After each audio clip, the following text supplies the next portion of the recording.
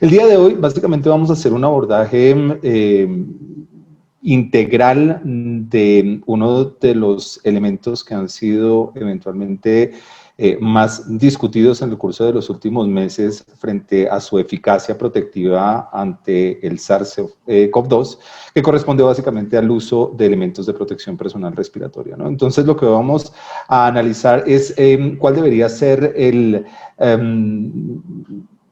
criterio técnico más apropiado para poder entender que en esta medida pueda existir una real disminución asociada finalmente al SARS-CoV-2. Entonces voy a compartir con ustedes pantalla, si me permiten un segundo. Perfecto, muy bien. Vale. Entonces, como les estaba mencionando, básicamente nosotros tenemos que tener como punto de referencia cuál es el nivel de evidencia que tendríamos disponibles hoy en día para poder entender la condición de riesgo potencial de un trabajador a SARS-CoV-2 y cuáles son las medidas de control y vigilancia que podrían ser aplicables. Es decir, el punto de partida de el reconocimiento de cualquier medida de control y vigilancia está supeditada al hecho de que eventualmente exista un peligro, que ese peligro tenga una probabilidad de causar un daño en un individuo y que las medidas de control adicionales pues no han sido suficientes para mitigar el riesgo potencial. Entonces, siempre debemos partir de un hito, ¿no? Y el hito es cuál es el estado del arte actual en materia de transmisión de SARS-CoV-2, es decir, cuál es la vía o el vehículo en el cual una persona se puede infectar por este nuevo coronavirus. Y la verdad es que de acuerdo al documento señalado por la Organización Mundial de la Salud en julio de este año, que básicamente discriminaba las distintas rutas de transmisión a SARS-CoV-2 y por supuesto las implicaciones asociadas a determinadas estrategias de control y vigilancia, mencionaba que se reconoce hoy en día todavía que la forma más efectiva de transmisión de esa carga viral corresponde al contacto estrecho y prolongado de una persona sana con una persona que eventualmente porta el COVID-19, ¿no?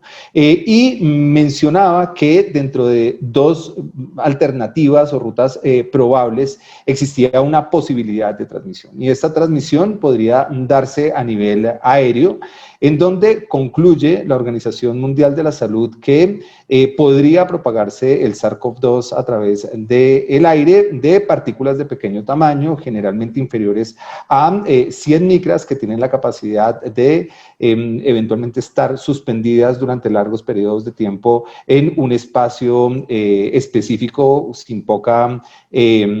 con poca ventilación. Y además de la transmisión aérea, se hablaba como probable la transmisión a través de fomites o superficies, es decir, del contacto indirecto a través de pues una superficie contaminada con SARS-CoV-2, en donde yo eventualmente toco la superficie y finalmente me llevo mi mano a las mucosas y puede existir el ingreso del virus, ¿no? Sin embargo, la gran conclusión de la Organización Mundial de la Salud es que el estado del arte y el estado de conocimiento actual en materia de transmisión solamente nos permite señalar que la ruta más eficiente de transmisión corresponde precisamente al contacto estrecho y prolongado. Es decir, que no se tiene todavía suficiente información técnica con evidencia probada en situaciones reales, en donde estas dos rutas potenciales de transmisión pueden eventualmente sugerir una condición de riesgo potencial. ¿Por qué? Porque la gran mayoría de información que se ha recopilado para poder señalar estas distintas rutas de transmisión sobre el nuevo coronavirus, naturalmente, se han reseñado en centros médicos, ¿no? En donde confluyen fundamentalmente las tres vías. Entonces, ¿por qué es importante partir del nivel de evidencia disponible sobre las formas de transmisión del SARS-CoV-2? Porque si nosotros entendemos que el contacto estrecho y prolongado es la principal ruta de transmisión, pues lo que intentaremos es disminuir la posibilidad de contacto físico con las personas a través de determinadas barreras que impidan que esas secreciones de gran tamaño salgan del hemisferio respiratorio de las personas, ¿no? Entonces, al final, si reconocemos que esta es la vía esencial que reconoce la Organización Mundial de la Salud, pues naturalmente las medidas de salud pública e incluso las de salud ocupacional dentro del contexto laboral tendrán que orientarse a limitar la exposición a través de esta estructura. Y al final estamos aquí en el ámbito de los elementos de protección personal colectivos, ¿no? Es decir, que no corresponden necesariamente a los que nosotros hemos venido administrando regularmente en la prevención de riesgos en el trabajo, ¿no?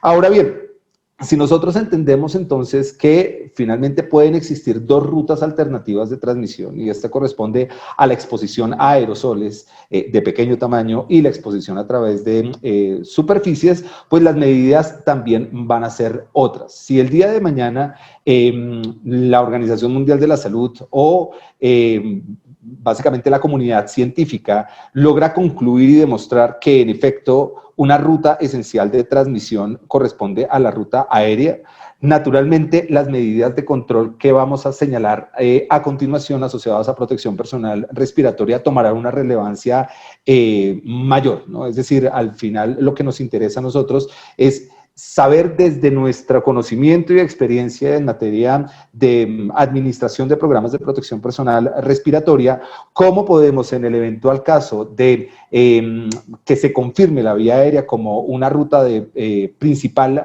transmisión, tener claridad con relación a algunos elementos técnicos que nos permitan tomar mejores decisiones asociadas a la mitigación del riesgo potencial. Sin embargo, lo que tenemos hoy en día como marco de referencia inicial es que la vía aérea es una ruta probable, pero no es una ruta confirmada de transmisión del nuevo coronavirus. Muy bien. En este orden práctico vamos entonces a hablar de protección personal respiratoria como un todo, porque al final estamos ante un agente que tiene unas características muy similares a las que tradicionalmente hemos abordado en el mundo de la higiene ocupacional y en particular en el tratamiento de los contaminantes químicos para que los trabajadores eventualmente no se expongan a determinados niveles de concentración en aire de estos agentes contaminantes, ¿no? Entonces, todo el tratado que existe alrededor de contaminantes químicos en materia de protección personal respiratoria es similar al que aplica para el SARS-CoV-2, porque estamos básicamente hablando de un virus que tiene más o menos un diámetro aerodinámico de 60 nanómetros y que puede estar en forma de un conglomerado, ¿no? Es decir, que estaríamos casi que bajo la misma estela de una partícula insoluble o poco soluble, sin clasificación definida, con un diámetro aerodinámico similar al mencionado anteriormente, entre 50 y 100 nanómetros, ¿no? Entonces, lo aplicable a lo que hemos venido gestionando en materia de protección personal respiratoria para contaminantes químicos es lo que va a ser aplicable para tratar finalmente el nuevo coronavirus, ¿no? También vale la pena reseñar que al final cualquier tipo de intervención en materia de vigilancia y control de la exposición dependerá del grado de riesgo potencial que pueda tener ese agente químico, físico o biológico, ¿no?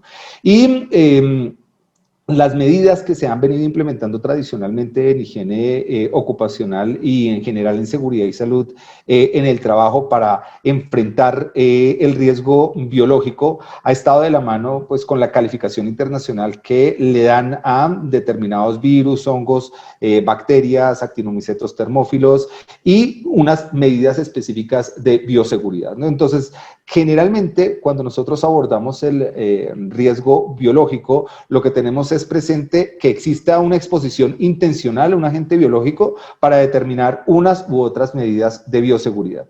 El reto que nos suscitó esta pandemia global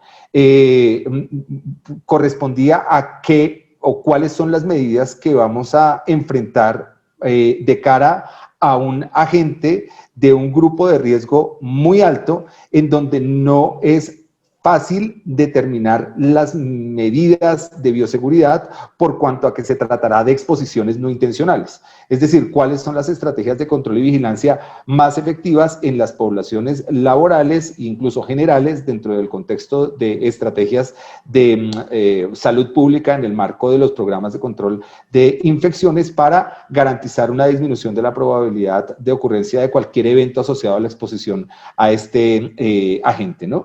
Entonces, el SARS-CoV-2, al elevarse a esa categoría o a ese grupo de peligrosidad o grupo de riesgo 3, reconoce que corresponde finalmente a un agente de una patogenicidad importante, que es razonablemente estable en el ambiente y que pueden existir algunas intervenciones terapéuticas, pero eventualmente no son lo suficientemente eficientes para categorizarlo en un grupo de riesgo 2, ¿no? Entonces, el hecho de plantear la peligrosidad potencial del agente nos lleva a entender también cuáles son las alternativas de control y vigilancia más eficientes que podamos establecer en el tiempo, ¿no?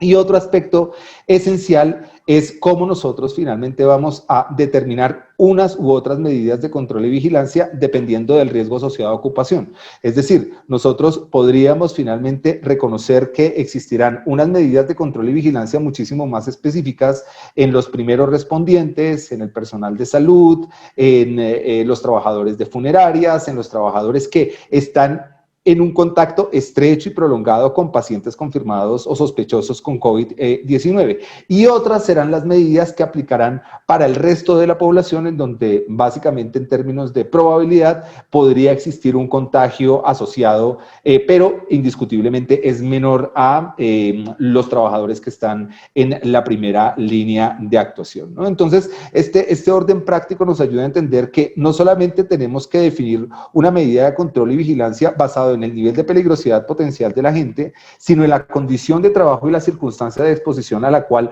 uno se podría haber enfrentado de manera no intencional al factor de riesgo y teniendo en cuenta o presente cuáles son las principales rutas de transmisión. Voy a poner acá un ejemplo muy sencillo y espero pragmático. Si un intensivista puede estar expuesto a los aerosoles porque está haciendo intervenciones en la vía aérea de los pacientes. Y adicional a eso puede tener un contacto eventualmente estrecho y prolongado con un paciente confirmado con COVID.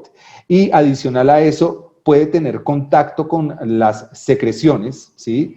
Si sabemos que el grupo de peligrosidad del agente biológico está en la categoría 3, y la OMS ha descrito que existen esas 3 formas de transmisión del el virus, pues razonablemente las medidas de control y vigilancia van a ser muchísimo más estrictas en ese trabajador y se le tendrá que dotar de los suficientes elementos que generen un aislamiento de su piel y de su zona o su hemisferio respiratorio con finalmente el paciente, ¿no? Mientras que si nosotros estamos en un escenario de tipo laboral convencional, no relacionado con salud, y finalmente podríamos tener un contacto estrecho y prolongado con una persona que potencialmente pueda estar contagiada por SARS-CoV-2, pero que la exposición por superficies es realmente poco probable y definitivamente no va a existir exposición a aerosoles, pues naturalmente las medidas van a ser otras, ¿no? Entonces, la conjunción entre el nivel de riesgo potencial, el grado de evidencia disponible sobre la forma de transmisión del virus y finalmente el riesgo asociado a la ocupación nos va a ayudar a discriminar medidas de control y vigilancia asociadas al riesgo, ¿no? Entonces, ¿cuál es la estructura de referencia que vamos a tener para poder interpretar los criterios técnicos en materia de protección respiratoria? Básicamente, cómo uno debería establecer acciones preventivas dependiendo de la conjunción de esas variables mencionadas anteriormente. Es decir, dentro de una estructura de análisis basado en el reconocimiento del riesgo potencial, en donde realmente sería necesario, en otros sugerido y en otros no necesario el uso de elementos de protección personal respiratorio, ¿no? Y finalmente tenemos que tener en cuenta es la estructura general o la jerarquía general de controles basados en las premisas anteriores. En este orden práctico, pues los elementos de protección personal deben seleccionarse teniendo en cuenta naturalmente el riesgo para el trabajador, ajustarse apropiadamente y reajustarse periódicamente según sea aplicable, usarse de manera consistente y apropiada cuando sea requerido, inspeccionarse y recibir el mantenimiento regular y reemplazarlo, las piezas en caso de ser necesario, y removerse, limpiarse, almacenarse o desecharse de manera apropiada, ¿no? Entonces, los hitos generales de cumplimiento en materia de protección personal son aplicables en respiradores, ¿no? Es decir, en protección respiratoria, porque dentro de la estructura lógica que nos plantea el desarrollo de cualquiera de las estrategias de control, pues nosotros debemos llegar al máximo nivel de eficiencia operacional de la medida para que eventualmente logre su fin último, logre protegernos, ¿no? Muy bien.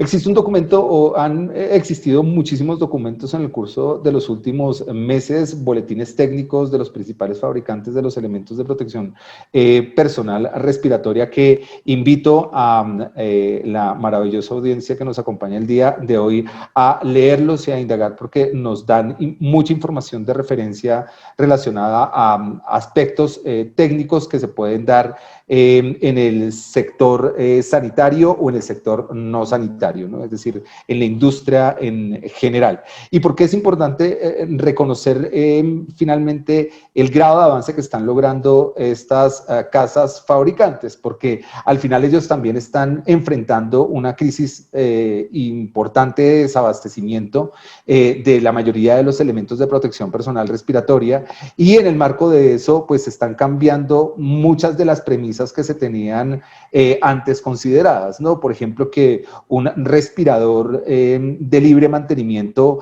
era de uso diario, es decir, que al final una persona solamente podría utilizar un respirador de libre mantenimiento solamente un día. Pues en el marco de la crisis pandémica global, algunos fabricantes dijeron, no, si se mantienen la elasticidad o la sujeción apropiada de los elastómeros y no se ve visible suciedad al interior, pues puede utilizar ese respirador 4 o 5 días, ¿no? Entonces, o también en las áreas de cuidado médico decían, no, en definitiva, no se pueden reutilizar, o si se reutilizan, tienen que no sé, hacer determinados tratamientos sobre esos respiradores, como cámaras de peróxido de hidrógeno, como radiación ultravioleta, como aplicación de ozono, es decir, medidas específicas para eventualmente inactivar el virus o la carga contaminante que pueda existir en ese respirador y pueda ser reutilizado, ¿no? Entonces, en el curso de los últimos meses se han roto muchos paradigmas en materia de protección personal respiratoria, y es importante estar unido a esos avances y esas publicaciones que están haciendo las casas fabricantes de elementos para finalmente estar muy a tono con relación a los cambios de básicamente a los criterios de uso de elementos de protección personal respiratoria. Y lo dicho, ¿no? Es decir, cuando nosotros estamos ante escenarios de trabajo en donde puede existir una exposición intencional, llamémoslo así, incluso las medidas de protección personal pueden ser disímiles, ¿no? Y esto es una ilustración de el Ejecutivo de Seguridad y Salud del Reino Unido, en donde discriminaba en función de las características del trabajo, cuáles, y la ocupación naturalmente, cuáles eran los elementos de protección personal que debían utilizar. Bueno, Muy bien, ¿cuándo debe utilizarse un elemento de protección personal respiratoria? Pues razonablemente cuando los otros métodos de control de riesgos no son tan prácticos o no son posibles bajo determinadas circunstancias, cuando las medidas de control técnicas y administrativas no son posibles, cuando los controles de ingeniería se están instalando y reparando y en situaciones de emergencia, ¿no? Entonces, estos hitos aplicables a respiradores, pues básicamente advierten que la última medida de intervención podría ser un elemento de protección personal respiratorio, ¿no? Porque existe una mayor probabilidad de que la medida no sea tan eficiente como uno pensaría, porque juegan muchísimas variables que veremos más adelante, las características antropométricas de las personas, la presencia o no de vello facial, deformaciones potenciales que no permitan un adecuado sello, el diámetro aerodinámico o las características físico-químicas del agente, ¿no? Es decir, entran a jugar una serie de variables en donde uno pues tiene que reconocer en esta una medida con una relativa eficiencia en materia del control del riesgo, ¿no? Entonces, dentro de esa última capa de control es la intervención en el individuo, ya cuando se trata de aislar la contaminación potencial, bien sea por un agente químico o por un agente biológico, del hemisferio respiratorio, es decir, buscar fundamentalmente que no ingrese ese contaminante al cuerpo, ¿no? El común denominador de los programas de protección respiratoria que se manejan desafortunadamente en el país no atienden finalmente las limitaciones de la medida dentro de su estructura de eficiencia. Es decir, finalmente cuando estamos ante una condición de riesgo potencial, generalmente lo que hacemos es o sobre nuestro conocimiento basado en la experiencia o sobre la consultoría de una tercera parte, seleccionar un elemento de protección personal, ¿no? Entonces decimos, bueno, ¿qué tenemos en este escenario de trabajo? Exposición a thinner. Ah, bueno, pues entonces utilicemos una máscara de media cara provista para vapores orgánicos, porque yo sé que el thinner es finalmente un derivado del petróleo y pueden existir presencia potencial de vapores orgánicos, ¿no? La segunda alternativa es llamar al proveedor, es decir, yo tengo un problema acá de unos vapores que salen del thinner, la gente se está mareando, entonces sugiérame una protección personal respiratoria y dice, listo, pues entonces acá le envío tal canister que sirve para vapores orgánicos y cada 2 meses tiene que reemplazarlo, ¿no? Y la verdad es que el común denominador de nuevo de, llamémoslo así, las medidas de control asociadas a protección personal se han supuesto sobre el reconocimiento de que esa medida es suficiente para, por ejemplo, todos los características físico-químicas de todos los agentes químicos o todas las características físicas de los agentes biológicos independiente de su diámetro aerodinámico, ¿no? Es decir, se van consolidando una serie de supuestos que al final van a restar en la eficiencia de la medida aún más. Esto lo reconoce la administración, o de mucho tiempo atrás lo reconoció la Administración de Seguridad y Salud Ocupacional de los Estados Unidos, en donde sabía que si un trabajador tenía que estar enrolado en una condición de trabajo que sugiriera el uso de un respirador, pues se deberían garantizar una serie de hitos para garantizar que esta medida en efecto va a disminuir la probabilidad de ocurrencia de cualquier evento asociado a salud derivado de la exposición a el agente químico o el agente biológico. Entonces, es mandatorio en el caso de los Estados Unidos que cuando yo no he tenido la posibilidad por dificultades técnicas, económicas, tecnológicas, humanas, operacionales, pues establecer controles de ingeniería que mitiguen el riesgo potencial y la única opción es el uso de protección personal respiratoria, pues tengo que tener un programa de protección personal respiratoria. Ese programa de protección personal respiratoria parte del reconocimiento de que debe ser escrito, ¿sí? Es decir, tiene que ser un documento, puede ser físico hoy electrónico, en donde se discrimine el paso a paso de cómo yo voy a seleccionar un respirador, cómo voy a dar entrenamiento a los trabajadores, cómo voy a hacer las pruebas de ajuste cualitativas o cuantitativas, cómo debo hacer el limpieza, el mantenimiento, la inspección y la desinfección de los elementos, cuáles son los elementos que debo hacer a nivel de vigilancia ambiental o higiénica en el lugar de trabajo, cómo podemos evaluar la efectividad del programa, cómo y cuáles van a ser los criterios para que un médico me evalúe si un trabajador puede utilizar un respirador y finalmente cuáles son los criterios técnicos de referencia para utilizar respiradores aprobados. Es decir, si nosotros hacemos una sintéresis de los criterios que tiene en cuenta un programa de protección personal respiratoria, se parte del reconocimiento, de nuevo, que es una medida de limitada protección y que para que pueda tener algún nivel de eficiencia operacional, pues se tendrá que cumplir esa serie de pasos. El primero, pues reconocer el factor de riesgo, ¿no? Y para reconocer el factor de riesgo yo tengo que tener una magnitud, yo tengo que tener una concentración, porque no sé si el elemento va a ser eficiente superando 100 veces el valor límite permisible o superándolo 50 o superándolo 2 veces, ¿no? Es decir, finalmente tengo que tener una caracterización cuantitativa del riesgo para saber qué tipo de elemento de protección personal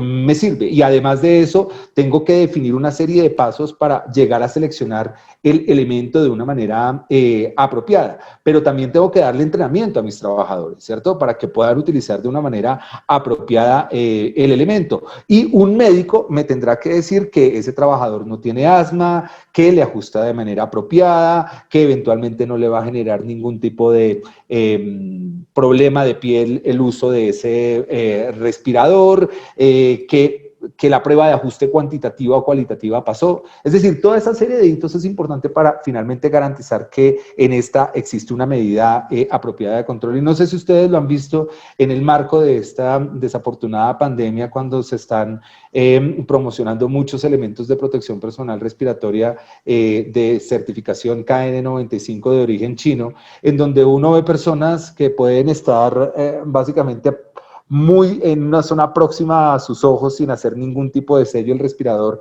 y otros de manera un poco más limitada en su atmósfera respiratoria, ¿no? Entonces resulta muy, muy curioso porque al final estamos hablando de un sistema que está en presión negativa, es decir, el aire va a entrar por la vía más fácil, no por la vía de resistencia. Entonces, si yo no tengo un adecuado sello del elemento, cuando yo estoy respirando, la mayor cantidad del aire va a entrar es precisamente por las zonas en donde existe un mal sello o un mal ajuste facial, ¿no? Y muy poco por donde se está generando la resistencia, que es por, en este caso, las distintas capas en donde uno esperaría finalmente un nivel de filtración, ¿no? Entonces, esos son como conceptos muy, muy generales que tienen en cuenta un programa de protección respiratoria, teniendo naturalmente presente las recomendaciones que da la Administración de Seguridad y Salud Ocupacional de los Estados Unidos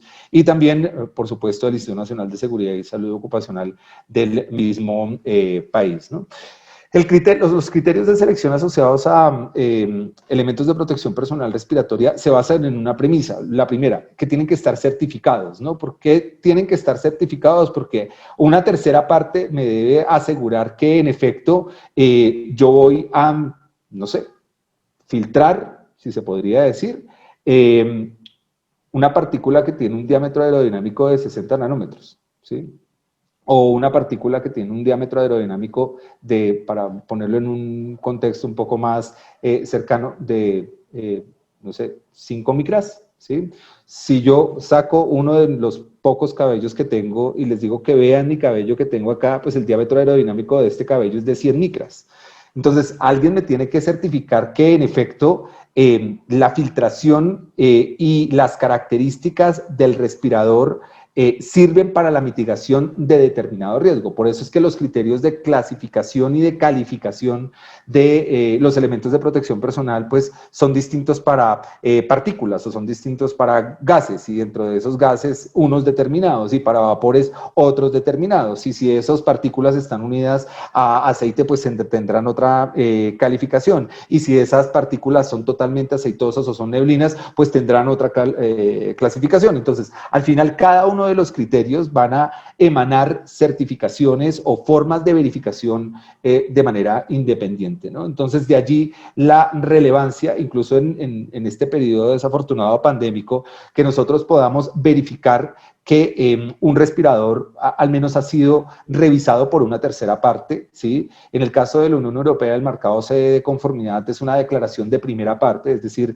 yo digo que cumplo los criterios de fabricación de elementos de protección personal respiratoria. En el caso de los Estados Unidos, es la NIOSH la que finalmente establece los criterios de certificación, entonces por eso lo lleva de acuerdo a su marco técnico de referencia, porque la OSHA le ha dicho, usted tiene la responsabilidad de certificar los respiradores. Entonces, esa tercera parte dice, efectivamente cumple los criterios de fabricación para mascarillas de libre mantenimiento con criterios N95, es decir, que tengan un 95% de eficiencia en la filtración de partículas de 0.5 micras con pruebas de dioxitileftalato, ¿sí? Es decir, finalmente ya se tiene presente cuáles son los criterios técnicos que uno podría tener en cuenta para hacer un aseguramiento de estos sistemas cuando yo tengo una tercera parte que me lo está certificando, porque nosotros no vamos a poder organolépticamente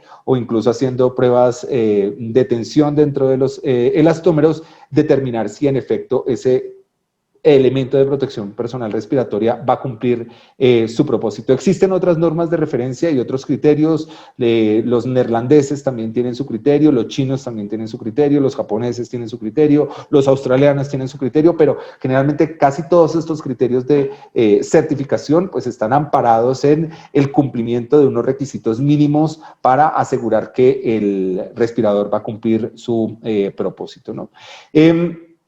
Otro aspecto fundamental es que el respirador debe utilizarse en conformidad con las condiciones de certificación. Es decir, si yo estoy certificando en China un KN95, pues el KN95 me va a servir para partículas sin contenido aceitoso. Pero si yo estoy en un espacio de trabajo que tiene pues neblinas ácidas o tiene partículas distintas a las partículas sólidas, pues razonablemente el respirador no va a servir para garantizar su debida protección. Y siempre una evaluación de riesgos es importante para saber cuál es el elemento de protección personal respiratoria que debo utilizar, ¿no?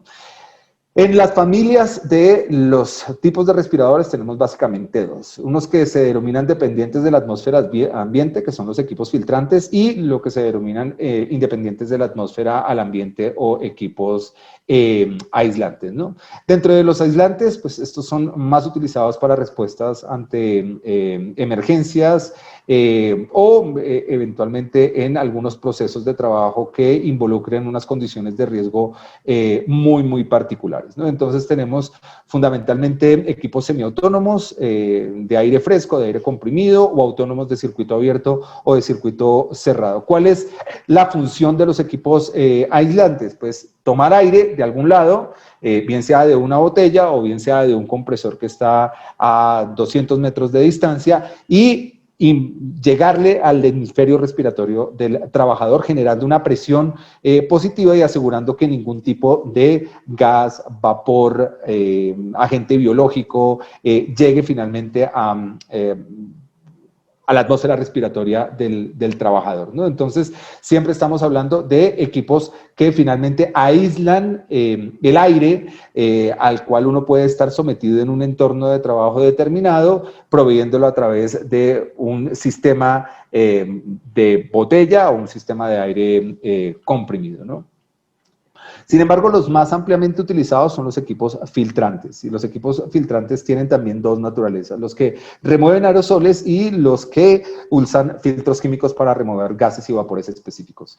Y para el SARS-CoV-2, pues finalmente si estamos hablando de una partícula, estaríamos hablando del mundo de los aerosoles, más con la prueba de hipótesis planteada por la Organización Mundial de la Salud, que podría ser una ruta probable, ¿no? Entonces, cuando uno va, qué sé yo, al mercado y encuentra estos chicas y chicos que pueden tener una máscara, incluso full face o media cara, con los filtros para vapores orgánicos que muy seguramente le dieron en la empresa, pues que sepan que no está haciendo absolutamente nada en la mitigación del riesgo asociado a la exposición, ¿no? Nosotros tenemos que reconocer que, de nuevo, la naturaleza del agente químico o biológico va a estar unida a la necesidad de una u otra medida de control, ¿no? Entonces, los equipos filtrantes, ¿qué es lo que hacen? Pues básicamente a través de un tramado o a través de un agente absorbente o adsorbente,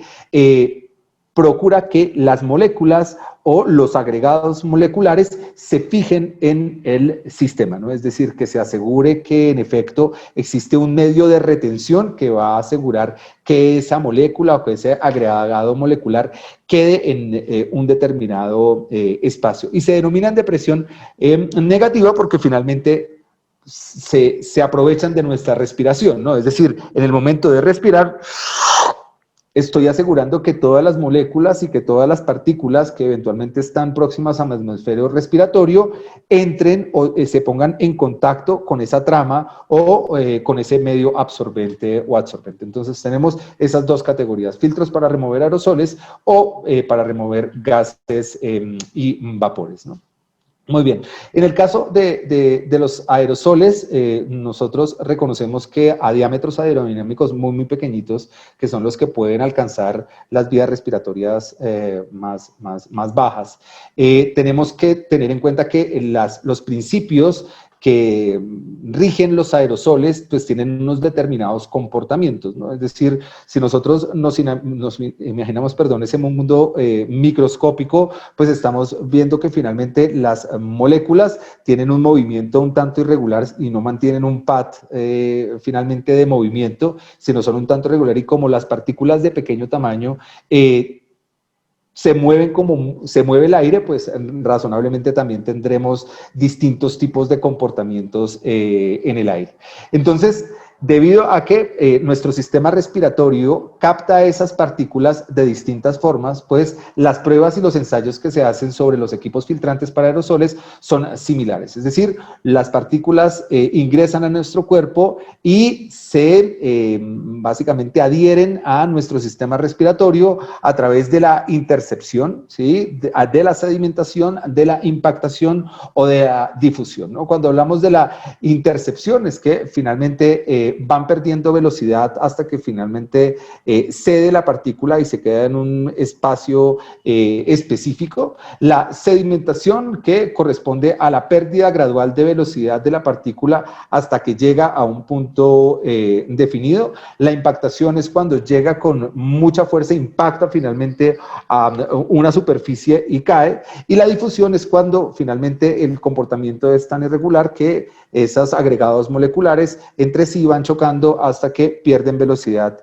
y caen. Entonces, las pruebas que se hacen de los equipos filtrantes son similares para aerosoles. Dicho de otro modo, lo que se hace es tomar una partícula de pequeño tamaño, someterla a un tramado para que eventualmente se den esos principios de intercepción, sedimentación, impactación y difusión, y allí sí garantizar que en efecto se está filtrando apropiadamente ese diámetro aerodinámico específico del agente que está siendo sometido a prueba, ¿no? Esto es básicamente una relación similar de cómo las partículas se depositan también en los pulmones a través de los mismos principios: intercepción, impactación, sedimentación y difusión. También precisa recordar que los criterios que se tienen de clasificación para aerosoles pueden ser distintos dependiendo del origen del elemento de protección personal respiratorio para aerosoles, ¿no? Entonces, es muy connotado en el mundo pues la denominación N95, ¿no? Pero ¿qué significa N95? ¿Y quién me dice qué es un N95? Pues el N95 es un criterio americano, anglosajón, de certificación, en donde las partículas que finalmente no están en presencia de aceite o que tienen un bajo contenido de aceite, un medio de filtración tiene la capacidad de filtrar hasta el 95% de esas partículas, ¿no? Entonces, la denominación N es cuando estamos hablando de un criterio de resistencia de fabricación del elemento que solamente admite partículas o aerosoles sin neblinas, aceitosas, llamémoslo así, porque el material no es resistente a ese tipo de neblinas y cuya eficiencia de filtración es del 95% en función de un ensayo específico. Ahora, ese es el criterio normalizado americano. Su equivalente europeo es la certificación FPP2, que FPP2 me da finalmente ese mismo criterio, pero incluye, por ejemplo, partículas aceitosas. Pero el nivel de eficiencia no es del 95, sino del 94%.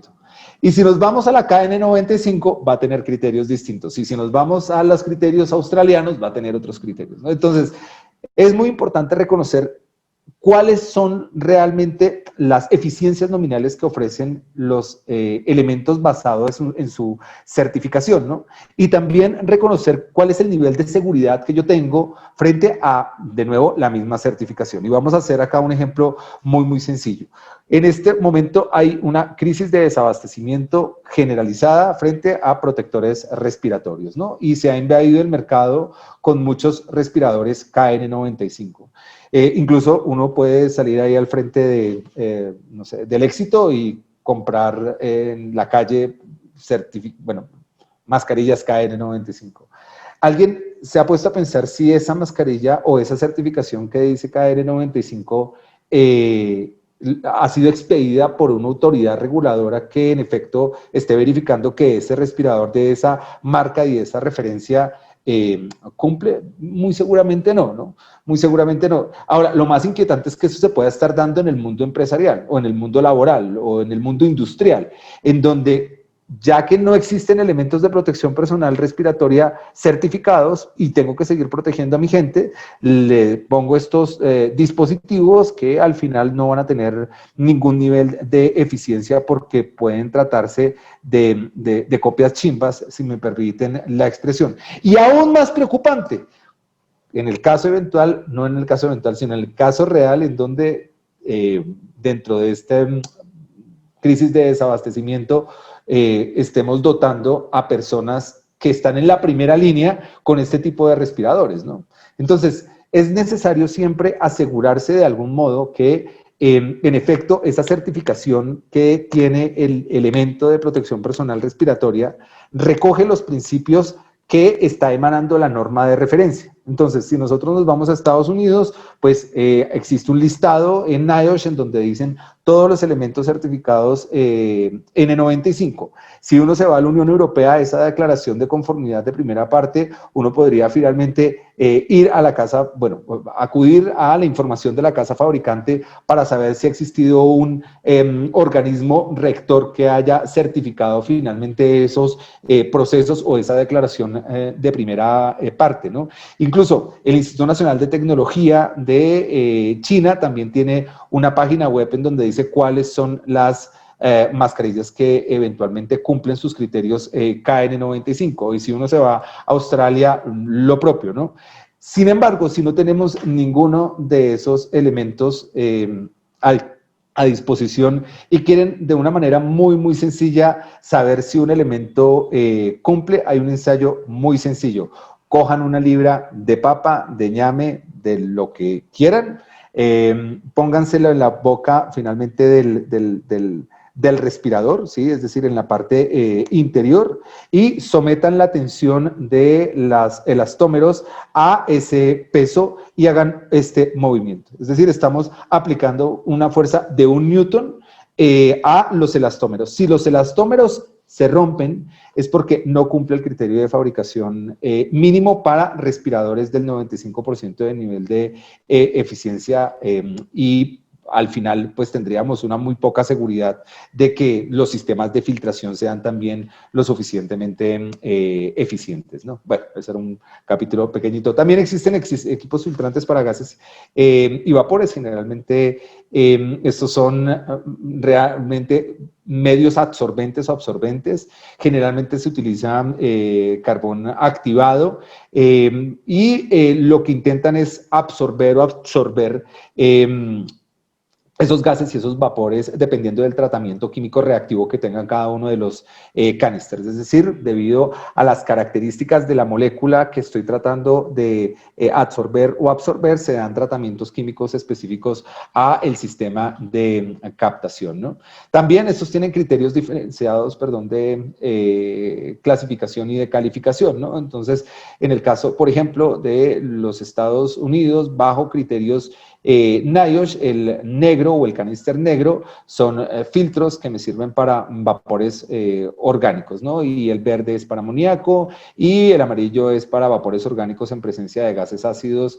El magenta es para partículas de P100, que es una calificación del 100% de eficiencia de partículas, y otros gases y otros vapores, pues, color un poco ocre, oro. ¿Sí? Mientras que en el caso de la Unión Europea ya tiene una marquilla especial, por ejemplo, para ácido clorhídrico, para dióxido de azufre, para cloro, para amoníaco, etcétera, etcétera, etcétera. Entonces también uno tiene que fijarse muy bien sobre cuál es el alcance que tiene el canister en mitigar el riesgo potencial asociado a un vapor contaminante específico, ¿no?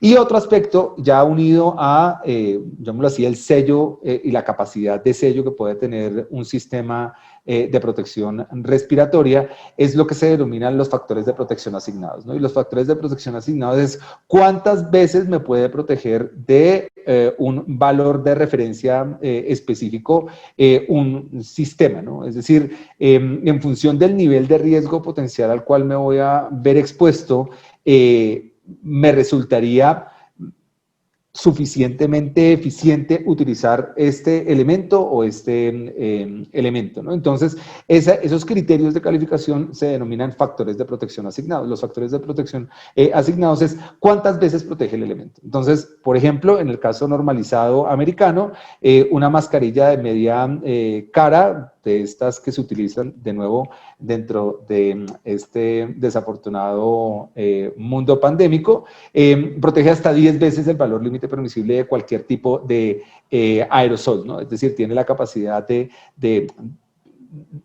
de retener o de aislar más bien hasta 10 veces una carga contaminante determinada, ¿no? Ya si tenemos un mayor sello facial y tenemos, por ejemplo, una máscara de cara completa, aumentaría el factor de protección asignado hasta 50. Y si ya lo aíslo totalmente y estoy utilizando un equipo semiautónomo o autónomo, podría ser hasta 1000 o hasta 10.000 veces. Y lo propio pasa en la Unión Europea, ¿no? Es decir, los criterios de calificación asociados, por ejemplo, a mascarillas autofiltrantes de la configuración FFP2, que sería el equivalente a la N95, el factor de protección asignado es de 12 y no de 10. Esto es a partir finalmente de ensayos que se han realizado en los laboratorios y de pruebas específicas sobre qué grado de contención podría tener dependiendo de la capacidad del sello facial del elemento de protección personal respiratoria, ¿no? Es importante que tengan ustedes como marco de referencia lo que estaba mencionando hace algunos minutos atrás, en donde el criterio de referencia esencial para poder organizar un programa de protección personal respiratoria corresponde a lo definido en el Código de Registro Federal 1910-134 de la Administración de Seguridad y Salud Ocupacional de los Estados Unidos, ¿no? Y una de esas medidas corresponde precisamente a la necesidad también del ajuste individual, ¿no? Es decir, el hecho de que un sistema en presión negativa, la mayor cantidad del aire en realidad ingrese o se impacte sobre el sistema filtrante es definitivo. ¿Y por qué es importante realizar una prueba de ajuste cualitativa o cuantitativa? Porque las personas tenemos características antropométricas variables. Es mentira que existe una única talla para todos los colombianos y punto pelota. Existen tallas M, tallas L, talla S, y eso dependerá o variará en función del tamaño de la cara de cada persona. El segundo es garantizar que existe una eficiencia nominal de, llamémoslo así, del ingreso de aire a través del sistema de soporte, es decir, que no se va a filtrar por otras partes de nuestra cara. Y eso involucra, por ejemplo, la vellosidad, ¿no? Entonces, cuando nosotros tenemos vellosidad, pues estamos rompiendo el sello del elemento entre nuestra piel y finalmente el elemento, ¿no? Con lo cual, acá tendremos que reconocer que si nosotros, por ejemplo, estamos utilizando o tenemos barba o tenemos mucha vellosidad y hace interferencia con el elemento, pues la ruta más fácil que va a tomar el aire no va a ser a través del medio de filtración, sino que va a recorrer ese pequeño camino que tiene para ingresar por la zona que genere menor resistencia, ¿no? Y finalmente, la necesidad de verificar el uso correcto del elemento. No sé si recuerdan en nuestra epidemia anterior, el H1N1, que apareció este personaje que se ubicó de una manera inapropiada, pues el tapabocas. Todo el mundo cree que eventualmente el uso de un respirador pues es algo elemental y como tan básico que uno no requeriría tener una formación apropiada para poder ubicarse un elemento de protección personal respiratoria. Y bueno, cuando uno ya está en condiciones de campo y hace pruebas de ajuste cuantitativas y le dice al trabajador, póngaselo como se lo pone siempre y después venga y le enseño cómo es que se lo debo poner, uno ve unas diferencias importantes en la eficiencia nominal de la medida. Pruebas de ajuste existen de muchos tipos, ¿no? Principalmente dentro del campo de las cualitativas, porque en las cuantitativas, pues al final existen 2 o 3 equipos que pueden realizar finalmente los ensayos asociados a la eficiencia nominal del sello a través de un resultado por medio de una fotometría láser. Pero las pruebas de ajuste cualitativas incluso se han utilizado desde hace muchísimos años, y vamos acá a ver un video muy pequeñito sobre cómo se hacían las pruebas hace muchos años.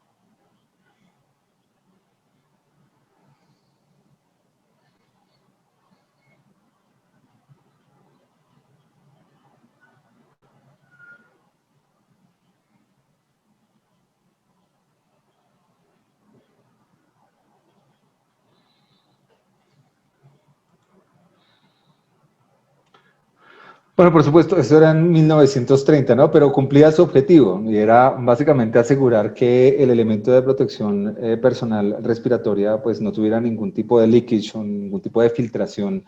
Y como decía el señor al final del video, su cara está sucia, pero sus pulmones están limpios, ¿no? Es decir, se asegura que eventualmente no existe un ingreso del aerosol o del gas o del vapor. La prueba de ajuste cualitativa como la que, bueno, hoy en día de nuevo hay muchas pruebas de ajuste cualitativas, se basan en el principio de la percepción organoléptica, se ubican estas especies de cámara y a través de olor a banana, Vitrex, finalmente se le pregunta al trabajador si está sintiendo la sensación irritante o la sensación a salinidad o a sacarosa, o bueno, existen distintos tipos de medios, ¿no? La limitación esencial es que el rango de percepción organoléptica varía significativamente, ¿no? Es decir, que incluso personas que desafortunadamente han tenido SARS-CoV-2, recuperar el olfato en un 100%, pues no es viable en un periodo de tiempo determinado, ¿no? Entonces, al final, este tipo de medidas nos dan algún nivel de inespecificidad con relación a el verdadero ajuste, ¿no?